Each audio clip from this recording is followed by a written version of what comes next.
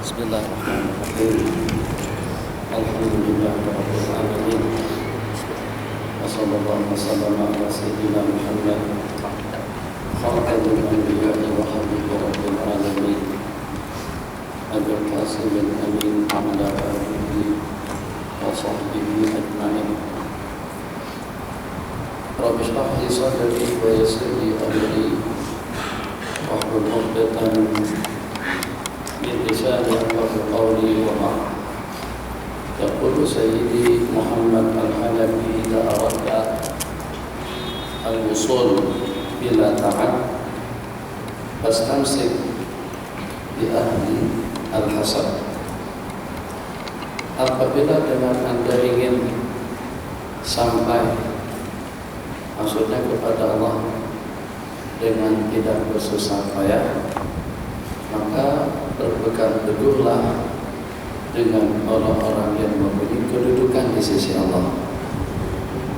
Jadi perjalanan hidup kita menuju Allah, kegiatan-kegiatan yang kita laksanakan, yang kita targetkan daripada ibadah, yang kita inginkan daripada ubudiyah kita kepada Allah, akan bagaimana dengan kita menjadi orang yang dekat kepada Allah, yang senantiasa selalu mendapatkan perlindungan, panduan, bimbingan, dan juga selalu Allah tunjukkan kepada kita as-siratal mustaqim, jalan yang lurus, sehingga kita menjadi kumal al-arifin, orang-orang yang kamil, orang-orang yang sempurna, sehingga dengan kita mendapatkan restu dan ridha daripada Allah Jalla wa'ala. Tidak ada matlamat dan juga tidak ada target yang ditargetkan oleh para al-ubad, para aulia yang sembahyangnya 150 rakaat, yang sembahyangnya tiap hari 300 rakaat, yang puasanya seban hari, yang tahajudnya sepanjang malam, yang khatam Al-Quran tiap waktu, yang khatam Al-Quran tiap hari, yang khatam Al-Quran dalam 2 rakaat sembahyang, yang tasbih tahmid takbirnya 1000 kali atau juga 100.000 kali, yang salawatnya ada yang sampai 50.000 kali sallallahu alaihi wasallam Muhammad, atau juga yang istighfarnya sampai kepada ribuan, puluhan ribuan kali. Itu bukan kekayaan.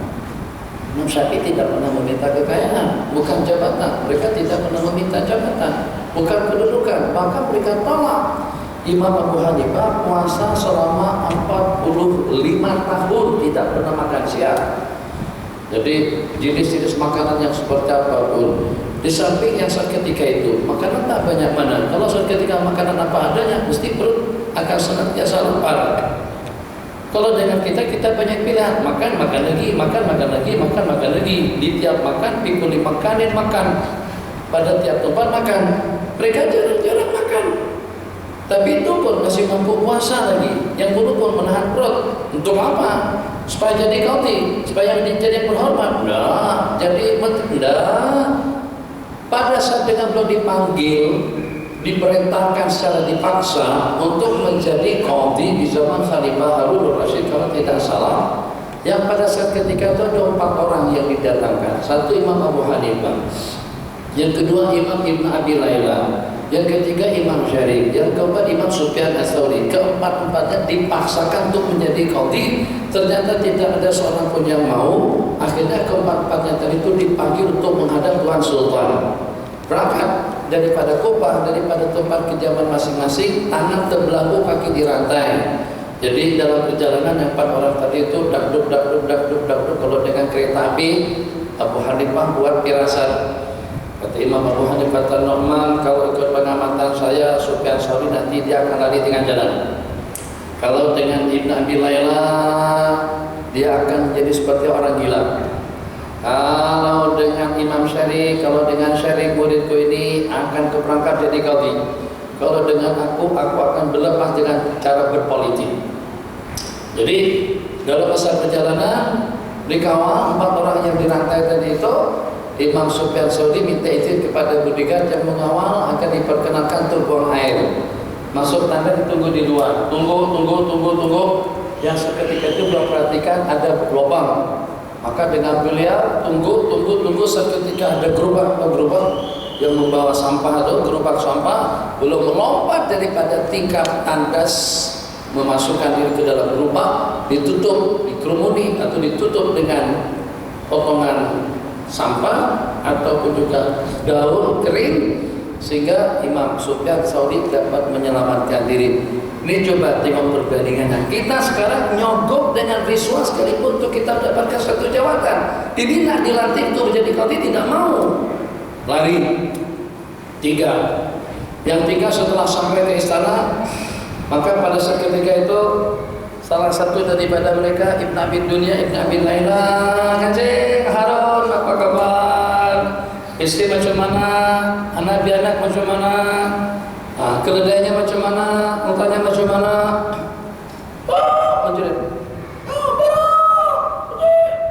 Menjerit-jerit seperti itu.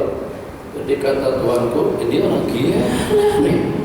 Ini tak sehat, dia tidak waras, keluar kamu. Gila. Kata beliau, memang pernah keluar sebenarnya. Memang itu yang diharapkan, berpura-pura gila. Selamat 3-2.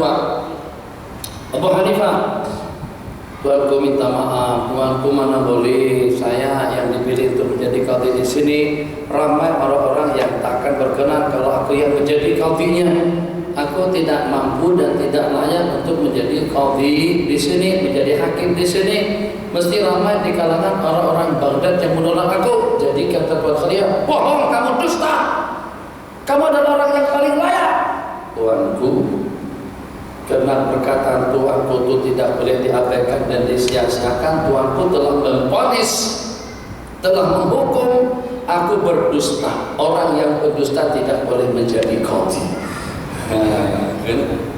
Lepas juga Imam Abu Hanifah dan bagi Imam Syarik pada saat ketika itu sudah tak ada pilihan, 4 lepas 3 1 aja lagi.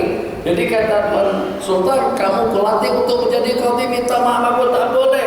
Aku pertama daya ingatanku tak kuat mana. Jadi kata Tuan Qadhi, banyak-banyak minum madu, makan buah, kismis supaya ingatannya tambah kuat dan juga pemikirannya tambah cerdas.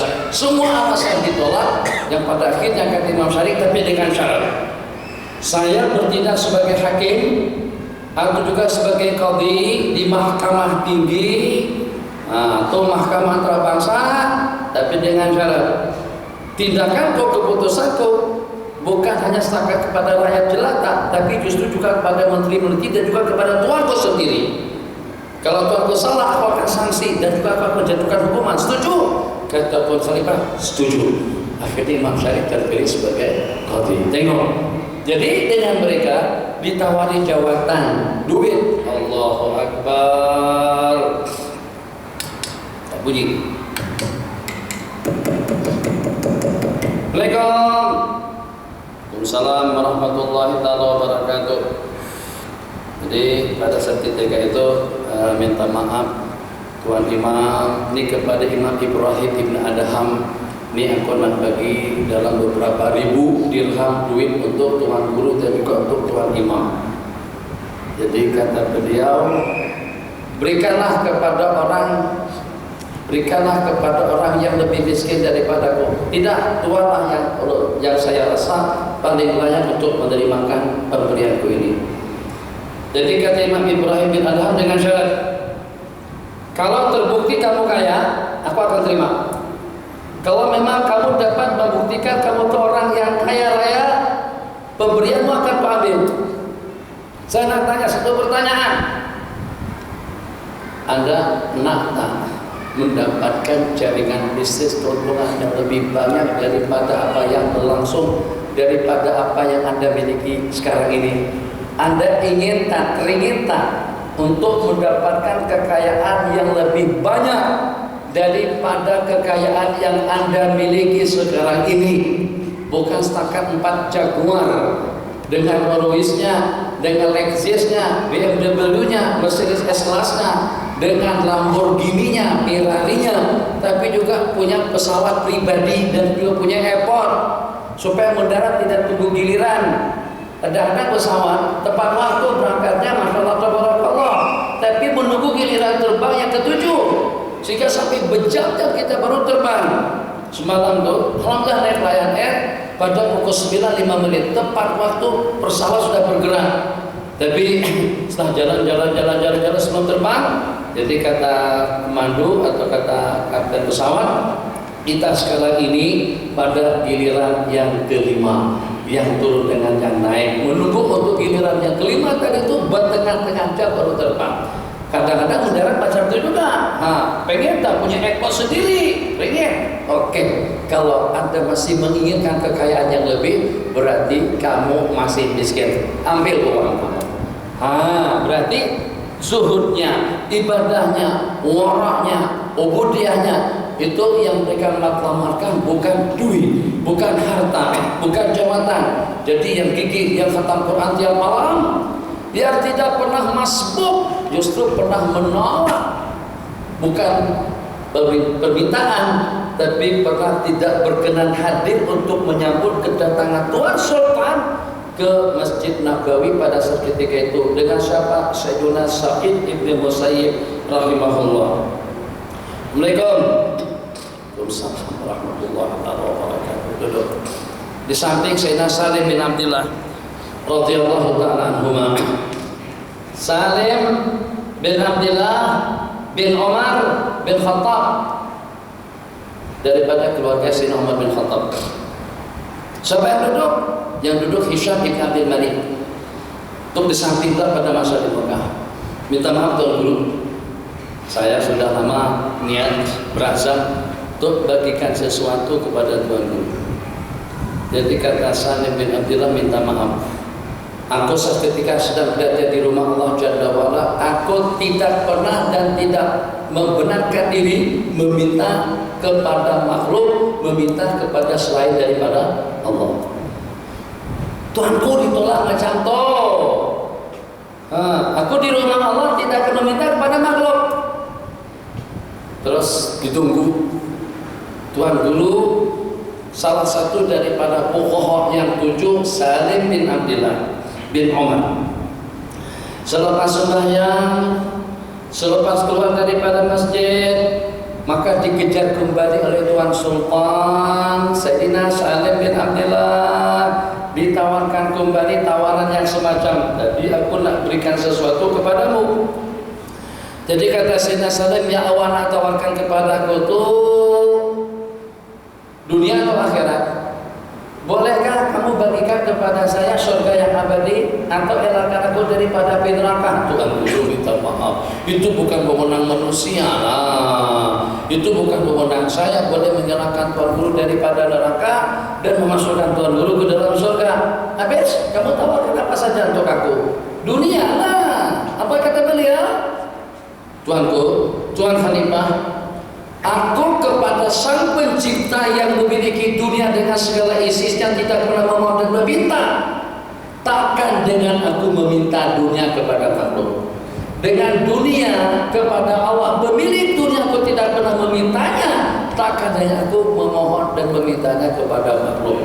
Jadi Sayyidina Salim yang tegas, Sayyidina Sa'id bin Musayyib yang sembahyang tidak pernah masbuk selama 55 tahun. Imam Abu Hanifah khatam Al-Quran, tahajud, sabar malam, setiap hari puasa. Yang mereka targetkan ridho Allah semata-mata, bukan untuk berkempen dengan ibadah.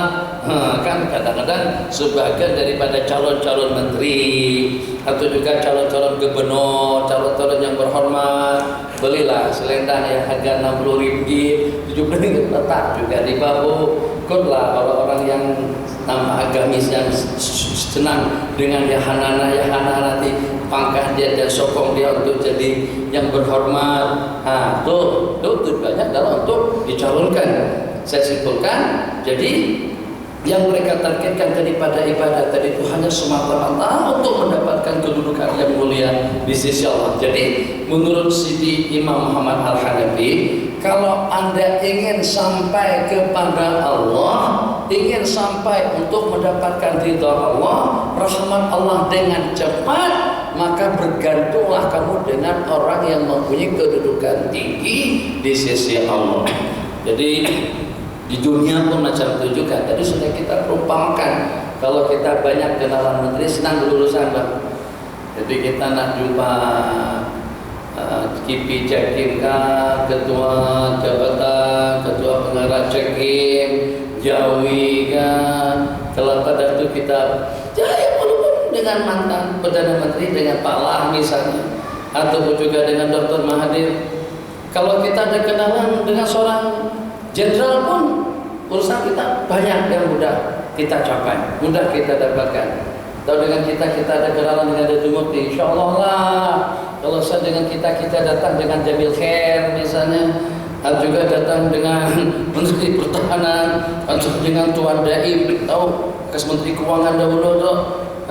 Urusan yang ya mungkin barangkali kalau dengan kita sendiri yang berurusan tidak akan selesai. Lesen nanti ada masalah. Seketika itu juga lesen madu kita akan diperbaharui. Saya berapa kali perpanjang lesen, alhamdulillah, sampai pada tahun 2017 nanti diperpanjangkan, ditawarkan lagi nak ya 3 tahun kah, 5 tahun kah, 7 tahun kah, 10 tahun kah. Nah, kenapa? Karena kita ada kenalan. Dunia menuju Allah macam itu juga. Jadi misalnya saja, katakanlah dengan kita nak masuk ke gedung Muktamar dari ICC, anak masuk situ. Kita ini tak ada apa-apa, pangkat tak ada, duit tak ada, jawatan tak ada, ilmu pun juga tak ada. Tapi kita hanya membawa beg Habib Umar aja, cukup bawakan beg beliau aja. InsyaAllah bang, InsyaAllah yang walaupun kita tak ada undangan, tak ada jemputan, yang walaupun kita bukan menteri, InsyaAllah kita juga diperkenankan masuk bersama beliau. Jadi nanti akhirat macam itu juga.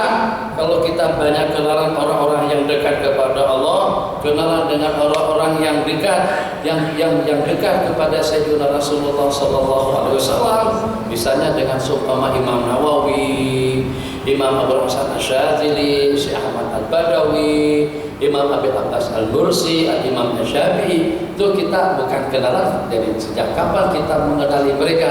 Kita hanya mengenali mereka daripada karya, daripada karangan, daripada mazhab-mazhab mereka. Yang walaupun kita tidak banyak tentang mazhab mereka, tapi kita mencintai mereka. Maka saat ketika mereka diberikan wewenang oleh Allah untuk memberikan syafaat, pasti dan pasti mereka tidak akan melupakan kita nanti pada hari kiamat. Itu makna perkataan hikmat tadi itu, yang ingin sampai dengan cepat, maka berdekatlah dengan orang-orang yang cepat. Kenapa? Sebab orang itu sudah sampai. Kenalan dengan menteri, mudah urusannya. Kenalan dengan ulama, mudah urusannya. Kenalan dengan para aulia, mudah juga sampainya. Kenapa? Sebab mereka adalah orang-orang yang sampai, yang menuju Allah Jalla wa'ala. Bismillahirrahmanirrahim. Ila mata tasifuna tariqa ila dakhilin. Mau sampai kapan dengan kalian itu menjelaskan, menerangkan jalan menuju Allah kepada orang-orang yang menuju. Wa antum muqimuna ma'al mutahayyirin, sedangkan kalian masih bermukim, masih duduk bersama orang-orang yang kebingungan. Innama yubtagha minal ilmi al-qalilu wa minal amalil kathiru. Yang diharapkan daripada ilmu itu adalah yang sedikit. Innama yubtagha minal ilmi al-qalil. Yang dituntut dengan ilmu itu tak banyak mana, tapi yang dituntut daripada amalan itu sebanyak-banyaknya. Kesalahan kita ngaji banyak, amalnya kurang. Ilmu ngaji sebut tak bangun. Ngaji Jumat bersimbang. Ngaji ilmu tidak diamalkan. Nah, yang walaupun ilmunya sedikit, makanya ulama-ulama kita dahulu atau orang tua kita dahulu ilmu tak banyak mana, tapi bakal amat. Maka kalau dia seorang sendirian saja, bagaimana boleh terangkan? Baca basmalah, dia sembuh. Kita sekarang baca Yasin, tambah sakit. Kenapa? Karena mereka yakin, mereka ada ilmu. Coba tengok orang tua, duduk iktirasnya betul, duduk tawarruknya betul, meletakkan tangannya betul, hati-hati, teliti sekali. Yang walaupun tuan imam kampung tadi itu, kalau dengan bahasa kita imam kampungan, tapi ilmu mereka praktekkan. Tidak akan berpusing. Assalamualaikum warahmatullah. Assalamualaikum warahmatullah. Duduk dulu masih menghadap kiblat. La ilaha illallah wa la syarikalah. Lahul mulku wa lahul hamdu yuhyi wa yumiitu ala kulli syai'in qadir. Dibaca 10 kali masih menghadap kiblat. Allahumma ajirni minan nar 7 kali baru mengirim. Imam-imam muda macam mana? Imam-imam yang suara lawak. Assalamualaikum warahmatullah. Assalamualaikum warahmatullah. Astagfirullahaladzim. Oh, berlagu Al-Fatihah. Semacam itu. Bukan tak tahu, tapi kita tidak amal. Tahu, tapi kita tidak dapat petunjuk. Tahu, tapi Allah tak sukakan kita atau tak nakkan kita, sehingga dengan amalan-amalan yang sepatutnya kita amalkan tidak kita amalkan. Jadi kata beliau, ini perkataan Nabiullah Isa alaihissalam, mau sampai bila kamu berceramah bagi panduan bimbingan pencerahan kepada orang ramai, sedangkan kamu masih kebingungan. Orang ramai dah sampai dah, dia masih bingung lagi nak ambil jalan mana, jalan kampung ke jalan tol kah? Nah, yang kita tunjukkan jalan ke Perlis untuk sampai ke perkampungan As-Sunnah di situ udah sampai dah. Sementara yang tukang tunjukkan jalan tadi itu masih kebingungan bersama orang-orang yang bingung. Ilmu yang walaupun tak banyak mana, yang penting amalannya itu banyak. Kita terbalik, tak masalah, lebih mendingan, lebih elok pula daripada tidak mengaji langsung. Amalannya sudah tidak, ilmunya pun juga sudah tidak, mahabbahnya tidak. Kalau ada peluang untuk menyertakan diri dalam suatu perhimpunan, alih dengan karaoke, senam aerobik, jogging, itu sohbah teman yang tidak menguntungkan. Nanti pada hari kiamat saling jelek menjelekkan dan saling beri memberi, saling salah menyalahkan. Ini gara-gara awak nih yang membuat aku jadi macam nih. Awak yang ngajak aku untuk senam aerobik, awak yang ngajak aku untuk pergi ke panggung wayang, bukan haram. Tapi dalam waktu yang sama kita harus mampu untuk menseimbangkan tuntutan hidup dunia. Jangan kita gunakan untuk dunia. Macam mana dunia harus mampu kita perawat dan juga kita gunakan untuk mendapatkan ridha, rahmat dan maghfirah daripada Allah. Mana mungkin dengan seseorang mendapatkan kejayaan yang abadi, makam yang tinggi, wali Allah, kekasih Allah, al-arifin, al-tuman, ashabul haqaiq, khasatullahi wa khawasuhu, ahlullahi wa khasatuhu. Itu tidak akan mungkin dengan kita mencapai kedudukan yang tinggi semacam itu tanpa dengan perantaraan dunia yang mana. Jadi kita tidak boleh melaknat dunia, tergodok dunia, tidak boleh. Justru dengan perantaraan dunia kita beribadah, kita mengabdikan diri, mendekatkan diri kepada Allah Jalla wa Ala. Jadi ini khitab kepada ustaz-ustaz, khitab kepada tutu guru, ditujukan kepada para penceramah, ceramah atas pentas politik. Yang kita lebalkan adalah Islam, politik Islam, hukum hudud, budaya Islam, seni Islam. Tapi dia pun masih belum menunjukkan kehidupannya sebagai seorang muslim yang sejati, yang mengamalkan dengan tuntutan agama Islam itu sendiri. Tengok bajunya terlampau, tengok pakaiannya tak banyak beda dengan ahli-ahli politik lainnya. Tengok perangai hidup, perilaku hidup juga tidak banyak berbeda. Jadi kita tidak mau kalau sampai Islam itu dijadikan sebagai alat, diperalat untuk mendapat suatu kepentingan, untuk mencapai satu target dan juga satu tujuan. Bagaimana dengan kita mampu untuk mengakhiratkan dunia, bukan menduniakan akhirat. Betul rasanya? Bagaimana agar kita mampu untuk mengakhiratkan dunia? Dunia kita, ekonominya, politiknya, pakaiannya, makanannya, minumannya, kehidupannya itu mampu kita akhiratkan. Dengan arti kita mendapatkan ganjaran pahala dan kebaikan daripada dunia, bukan menduniakan akhirat. Yang untuk kepentingan akhirat tujuannya duniawi, yang untuk kepentingan agama tujuannya pangkat, jabatan dan kedudukan, itu tidak bijak. Jadi kemampuan yang Allah bagikan kepada manusia harus mampu dengan kita mengakhiratkan dunia, mengakhiratkan sukan, mengakhiratkan hiburan, mengakhiratkan pakaian, mengakhiratkan makanan, mengakhiratkan nasi mandi, makan. Alhamdulillah, nikmat, alhamdulillah, kedaan, alhamdulillah, serba selesa. Bagaimana supaya kereta kita tadi itu jadi akhirat, jadi asbab kita mendapatkan tempat yang tinggi di sisi Allah. Nawait yang pertama untuk kemudahan kita dalam keperluan hidup. Nawait yang kedua senantiasa selalu kita bawa ke tempat-tempat ibadah dan juga tempat-tempat kebajikan. Nawait yang ketiga untuk kita boleh mengajak orang lain ikut sekali bersama kita pada saat diperlukan. Banyak nawait yang boleh kita niatkan. Jadi kalau tidak terpakai pun tetap kita sudah mendapatkan pahala niat daripada fasiliti hidup yang kita miliki. Mau sampai bila kamu berceramah dan bernasihat kepada orang-orang yang menuju Allah, ad-darijin, kepada orang-orang yang masuk, sementara dengan Anda sendiri masih dalam kebingungan. Bismillahirrahmanirrahim. Ibnu Mas'ud